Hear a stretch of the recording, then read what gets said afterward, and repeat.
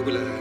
अरे आपको पता नहीं क्या, 10 दिन में इलेक्शंस का रिजल्ट्स है। सर्वे या कुछ तो आया होगा, उसे देख के मैडम को थोड़ा टेंशन आ गया होगा। वही बात है ना। वजह यही होगी सर, और क्या होगा। आधी रात को अचानक मीटिंग रख के आप सबको यहाँ बुलाने के लिए मुझे माफ कीजिए। कोई बात नहीं मैडम, आपके लिए, अपने पार्टी के लिए इतनी तकलीफ तो ले सकते हैं। वैसे इस मीटिंग में क्यों बुलाया हमें मैडम?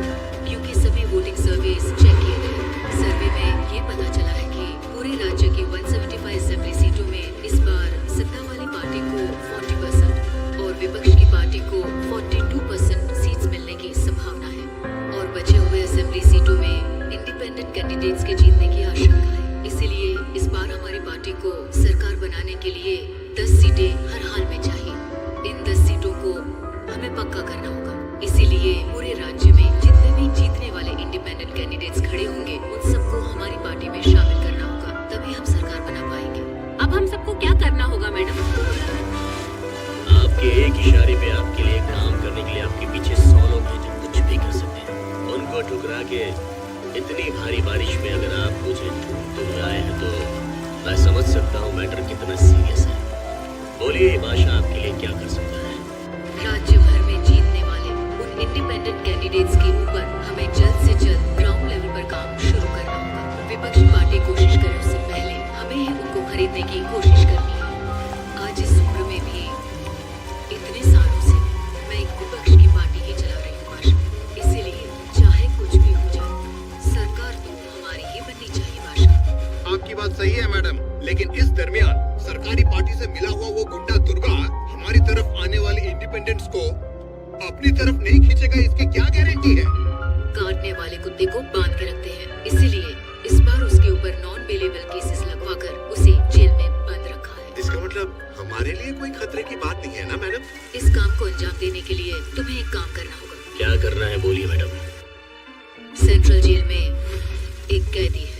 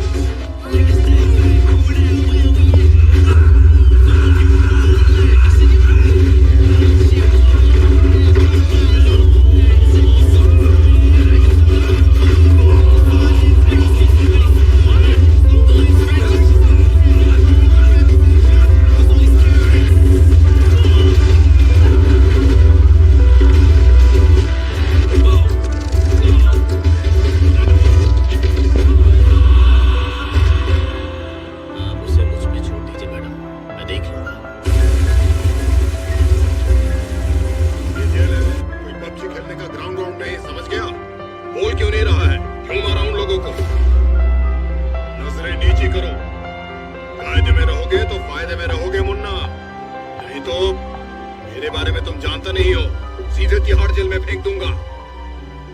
ए, तुम लोग क्या देख रहे हो? इसे ले जाके सेल में डाल दो। जेलर साहब, क्या हुआ बादशाह? बात क्या है? मैं अपने 10 छोकरों को आपके जेल भेज रहा हूँ। इस बार किसे टपकाना है? दुर्गा नाम है उसका। दुर्गा बोले तो वो सरकारी पार्टी का आदमी है ना? हाँ साहब, वही है। उसको उड़ाने के लिए अपोजिशन वालों से कितना लिया है और उसमें मेरा कमीशन कितना है? हमेशा की तरह आपके अकाउंट में ट्रांसफर हो जाएगा। स्टेट में इस बार भी हमारी सत्ता आने वाली है, इसलिए कल मेरे फार्म हाउस पर आप सबके लिए एक पार्टी रखी है।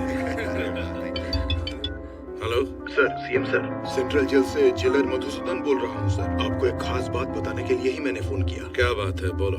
जेल में आए हुए आपके लोगों को मारने के लिए अपोजिशन वालों ने सुपारी दिया है सर। अगर आपको आपके लोगों की जरूरत नहीं है तो मैं बीच में नहीं आऊंगा, लेकिन अगर आपको इनकी जरूरत अभी भी है तो अपनी जान पर खेलकर भी मैं उन्हें बचा लूंगा। अब आप बताइए, आप किन लोगों को मैं बचा लूं या फिर उनके हवाले छोड़ दूं? मुझे जरा 10 मिनट का टाइम दीजिए। ठीक है सर, मैं आपके कॉल का इंतजार करूंगा।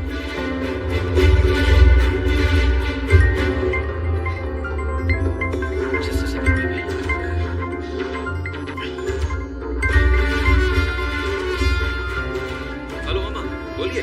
जेल में दुर्गा को उड़ाने के लिए ऑपोजिशन वाले प्लान कर रहे हैं। वो अभी भी हमारे लिए कोई काम का है क्या? अरे मामा, अब पूरा काम उसी के हाथ में है मामा। अगर हाथ पर हाथ धरे बैठे रहे तो वो पार्टी फिर से सत्ता में आ जाएगी, तो फिर वो हमारे किस काम का रहेगा? इस बार जैसा आप सोच रहे हैं, सत्ता हमारे हाथ में नहीं है मामा। 70% उन्हीं के फेवर में है। ये बात तुझे कैसे पता? इलेक्शन सर्वे रिपोर्ट्स में वो हमसे ज्यादा स्ट्रॉन्ग है मामा। अगर वोट काउंटिंग में भी वो हमसे आगे निकले तो हमें कुछ और एमएलए की जरूरत पड़ेगी मामा। अब उनको धमका के डरा के हमारी पार्टी में लाने के लिए हमारे लिए दुर्गा ही लास्ट ऑप्शन है मामा। And he is the most powerful weapon we have today. और हमारे धंधे में तो गधे को भी बाप बनाना पड़ता है। और हमें अगर गवर्नमेंट फॉर्म करना है तो किसी भी हाल में हमें दुर्गा चाहिए मामा। इलेक्शन रिजल्ट जब तक डिक्लेयर नहीं होते, जेल में मेरे आदमी का बाल भी बांका नहीं होना चाहिए। वो सब अब मुझ पर छोड़ दीजिए, मैं देख लूंगा। लेकिन आपके आदमियों को प्रोटेक्ट करना है तो बहुत बड़ा अमाउंट खर्च हो सकता है सर। वो मैं देख लूंगा। सर, मेरा एक छोटा सा डाउट है सर। क्या डाउट है? आपने दुर्गा को मरवाने के लिए पैसे लिए थे ना, आप बचाने के लिए पैसे ले रहे हैं। ये बात मेरे पल्ले नहीं पड़ी सर, मुझे थोड़ा कंफ्यूजन हो रहा है। पागल कहीं। इसी को अंग्रेजी में पॉलिटिक्स बोलते हैं और हमारी भाषा में बोलते हैं राजनीति, समझे?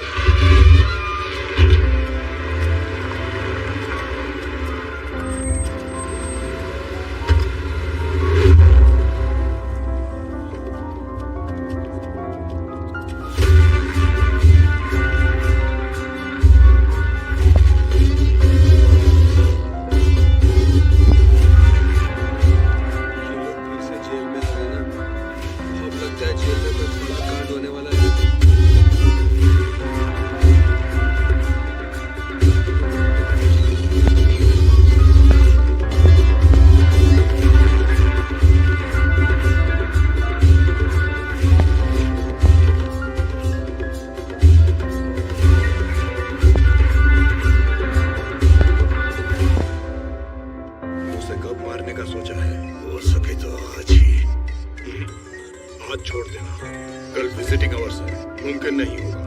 परसों मारने का प्लान बनाओ। ठीक है फिर, लेकिन एक बात अच्छी तरह से समझ लो, दुर्गा को मारने के लिए मैं तुम लोगों को आधे घंटे का टाइम दे सकता हूँ। आधे घंटे में ही काम निपटाना होगा, और अगर नहीं मार सके तो उसे दोबारा मारने का मौका नहीं मिलेगा। जाओ।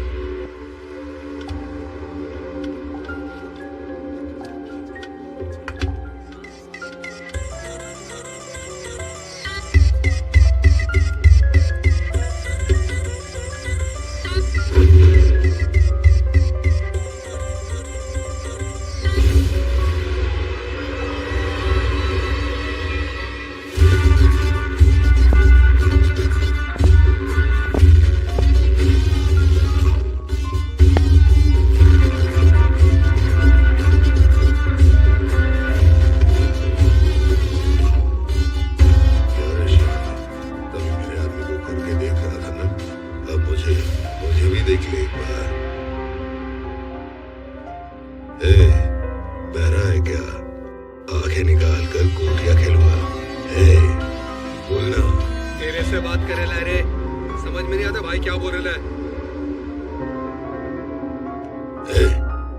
देख ना, एक बार देख मुझे।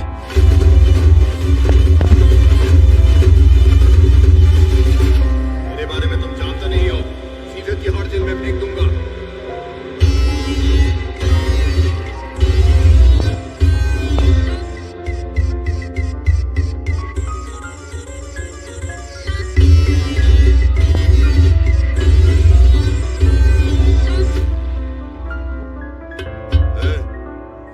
तुझसे मिलने कोई आया है? मिलने।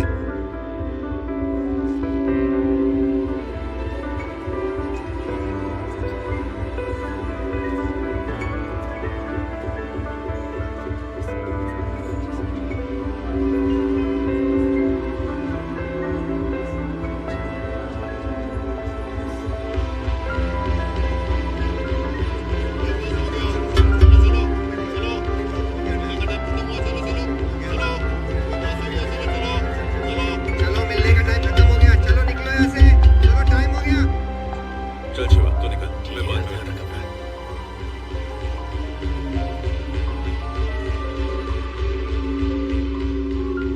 शिवा, भावना कैसी है? देखा, अभी याद आई ना तुझे उसकी? मुझे लगा तो भूल गया था।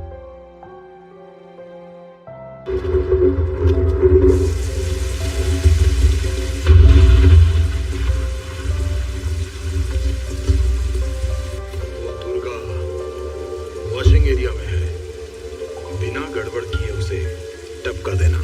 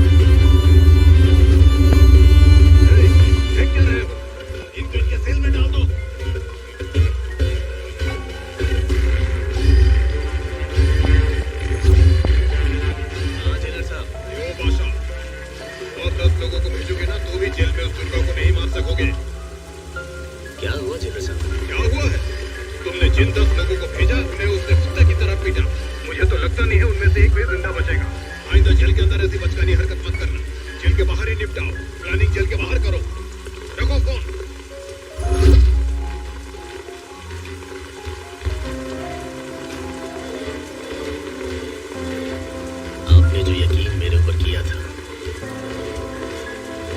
मैं उससे निभा नहीं पाया मैडम।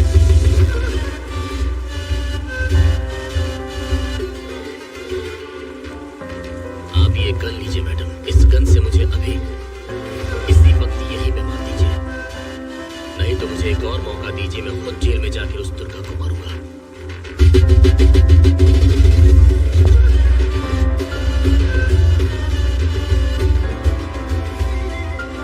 अगले हफ्ते इलेक्शन के रिजल्ट आने वाले हैं।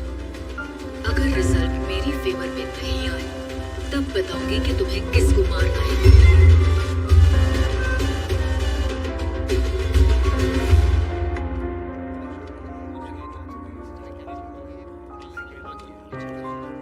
मेरा नाम दुर्गा है।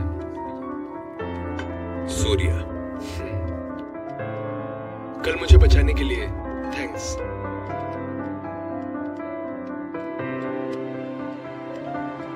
तुम्हारे बारे में सुना था, तुम किसी मर्डर केस में जेल आए हो।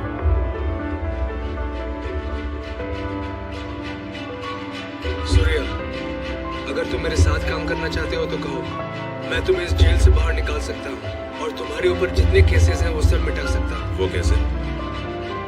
मेरी सरकार में अच्छी जान पहचान है। अगर तुम हमारे साथ काम करना चाहते हो तो कहो, हमारी पार्टी सत्ता में आते ही तुम्हारे ऊपर से सारे केसेस हटवा दूंगा। तुम सच में मेरे ऊपर से वो केस निकलवा दोगे तो मैं तुम्हारे साथ मिलकर कुछ भी करने के लिए रेडी हूँ। तो आज से हम दोनों फ्रेंड्स।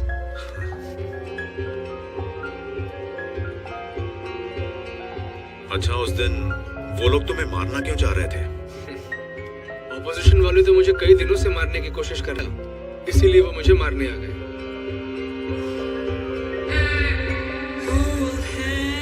अगर उस दिन वो लोग तुम्हें मार देते तो? क्या होता, जेल में तुम्हारे जैसे अच्छे फ्रेंड को खो देता।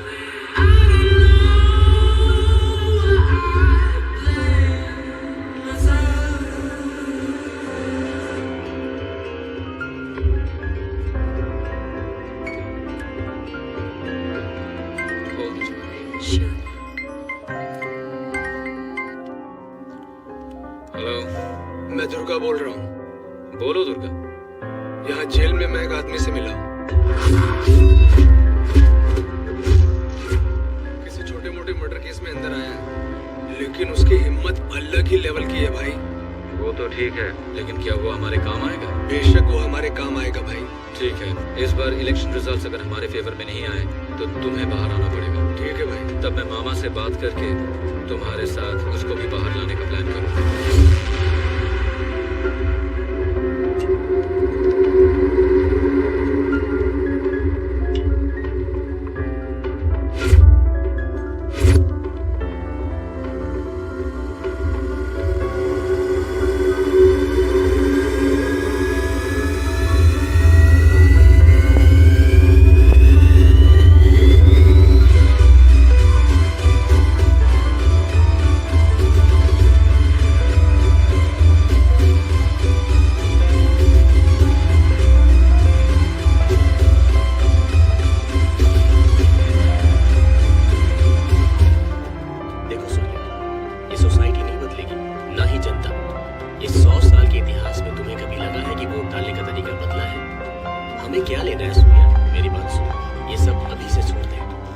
देखो शिवा, जैसा तू बोल रहा है ये समाज नहीं बदला होगा, पब्लिक में वोट देने का तरीका भी नहीं बदला होगा, लेकिन पब्लिक को 40 दिन के इंतजार के बाद हुआ पर्दाफाश।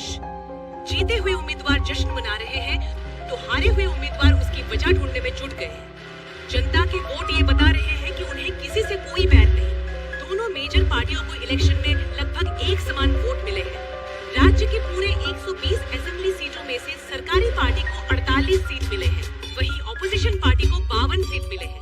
बाकी 20 सीटें इंडिपेंडेंट एमएलएस को मिले हैं और वो ही तय करेंगे कि राज्य में सरकार किस पार्टी की बनेगी। अब उनमें से कितने लोग कौन सी पार्टी को समर्थन करेंगे, राज्य की सत्ता कौन सी पार्टी को जाएगी, ये सब जानने के लिए शक्ति परीक्षण होने तक सबको इंतजार करना। ये क्या है सर? इस बार ऐसे कैसे हो गया? अब हम क्या करेंगे सर? इस बार भी गवर्नमेंट हमारी ही बनेगी।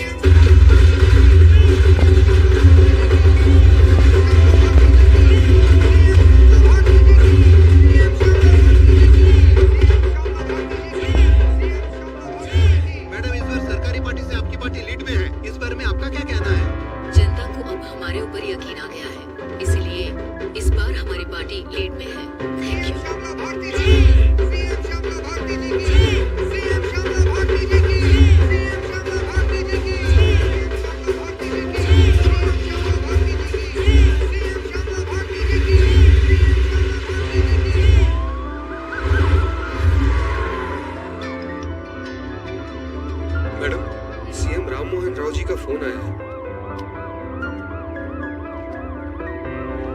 बोलिए एक्स सीएम राम मोहन राव जी, कैसे लगे आपको इस बार के इलेक्शन के नतीजे? इस बार 4 सीट आपको ज्यादा मिली है ऐसा सोचकर ये मत समझिए कि जीत आपकी हुई है। मिस श्यामला भारती जी, आपको सरकार बनाने के लिए आपकी पार्टी को और 10 MLAs की जरूरत है। अगर 10 MLAs को खरीद लिया तो भी 10 दिन के अंदर शक्ति परीक्षण के लिए उनका वहाँ होना बहुत जरूरी है। तो जाहिर है कि आपकी पार्टी को मेरी पार्टी से भले 4 सीटें ज्यादा आई है या मेरी पार्टी को 4 सीटें कम आई है, तो भी आखिर में असेंबली में आपकी जगह हमेशा की तरह विपक्ष में ही रहेगी। ये बात मत भूलिएगा मिस श्यामला भारती जी। ठीक है राम मोहन राव जी, इस बार संसद में हम विपक्ष में रहेंगे या आप विपक्ष में रहेंगे, देखते हैं। Good luck.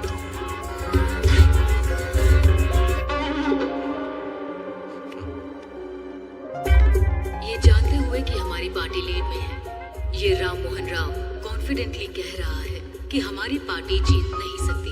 इससे ये साफ पता चलता है कि हमारी पीठ पीछे साजिश हो रही है। हम एक लीडिंग पार्टी है, हमें हमारी पार्टी को सत्ता में लाने के लिए उन 20 इंडिपेंडेंट्स को हमारी पार्टी में लाने का कोई न कोई तरीका ढूंढना होगा। हमें उन 20 लोगों को जल्द खरीदना होगा मैडम, और उसका केवल एक ही रास्ता है। कौन सा रास्ता? अनंतगिरी में 20 साल से ना हारने वाले कल्याण प्रसाद को हमें सबसे पहले खरीदना होगा मैडम। उसी को क्यों? वही किंग मेकर है मैडम। जितने भी 20 इंडिपेंडेंट उम्मीदवार हैं, वो सब उसी के हाथ में रहते हैं। तो फिर जल्द से जल्द बुलवाइए उसे। कल्याण प्रसाद को फोन करके कहो कि तुरंत मेरे फार्म हाउस पर आकर मुझसे मिले। ओके? ठीक है सर।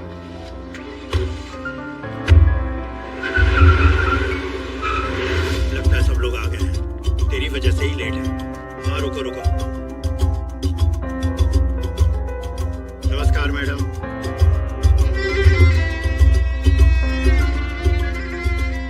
मैडम डायरेक्टली पॉइंट पर बात करेंगे, इससे दोनों का टाइम बचेगा। मैं भी सीधे पॉइंट पर आकर बात करूंगी। आपके 20 MLAs को हमारी पार्टी को समर्थन देना होगा। इसके लिए आपके एक MLA की कीमत बताएंगे। एक MLA ने अपने मतदान क्षेत्र में जीतने के लिए तकरीबन 50 करोड़ रुपए खर्च किए हैं। एक MLA को 100 करोड़ दे दीजिए। क्या मतलब? एक MLA को 100 करोड़? मतलब इसके हिसाब से 20 MLAs को 2000 करोड़? हाँ मैडम। इतना क्यों? मार्केट में आजकल रेट बहुत बढ़ गए हैं। एक जमाने में खाना पकाने का तेल 100 रुपए लीटर मिलता था, और अब 230 रुपए हो गया है। फिर भी लोग खरीद रहे हैं ना। वैसे जनता के बारे में आपको सोच रहे हैं क्या? नहीं ना। इसीलिए जैसे चीजों के दाम बढ़ गए हैं, वोटर्स ने भी अपने रेट बढ़ा दिए हैं मैडम। एक टाइम पे 1000 रुपए में मिलने वाले वोट अब 5000 में मिलते हैं। यहाँ कोई भी कैंडिडेट को देख के वोट नहीं डालता मैडम, वो वोट डालता है कैश देखकर ही। मतलब आपके MLAs को हमारी पार्टी को समर्थन देना है तो आपको 2000 करोड़ देने होंगे। सही कहा? 2000 करोड़ नहीं मैडम, तो फिर 2500 करोड़। मतलब 2500 करोड़ रुपए। यस। वो 500 करोड़ किसके लिए? वो मेरा कमीशन है मैडम। आपका कमीशन 500 करोड़ है? जी मैडम, मैं आपको कोई प्याज टमाटर थोड़ी ना बेच रहा हूँ। इस राज्य की सत्ता 5 साल के लिए दे रहा हूँ आपको। इसके बदले में एक छोटी सी 500 करोड़ की रकम कमीशन लेने में कोई गलती नहीं है madam.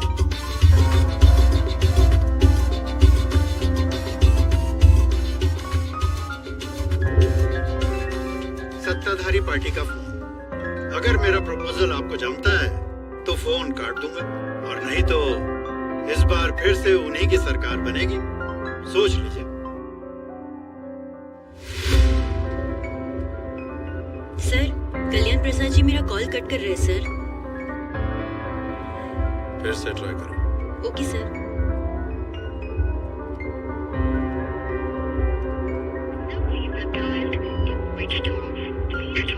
Sir, phone switch off आ रहा है सर। ठीक है, उसे वॉइस मैसेज भेज दो। Okay sure sir. आपने 2500 करोड़ मांगे जो मैं दे रही हूँ, कोई गलती नहीं होनी चाहिए। शक्ति परीक्षण वाले दिन हमारे 20 MLA आपके पीछे दुम हिलाते हुए चलेंगे। आप जहाँ साइन करवाएंगे वहाँ करेंगे। अब आप CM पद की शपथ लेने के लिए तैयारी कीजिए मैडम। लेकिन उसके पहले हमें एक काम करना है। क्या है मैडम? आपने मुझसे हाथ मिला लिया है, ये खबर राम मोहन राव को जरूर पता चल जाएगी। हमें हमारे एमएलएस को सेफ रखना होगा, इसलिए उन सभी एमएलएस को राम मोहन राव से सेफ रखने के लिए मैंने बेंगलुरु में एक स्टाफ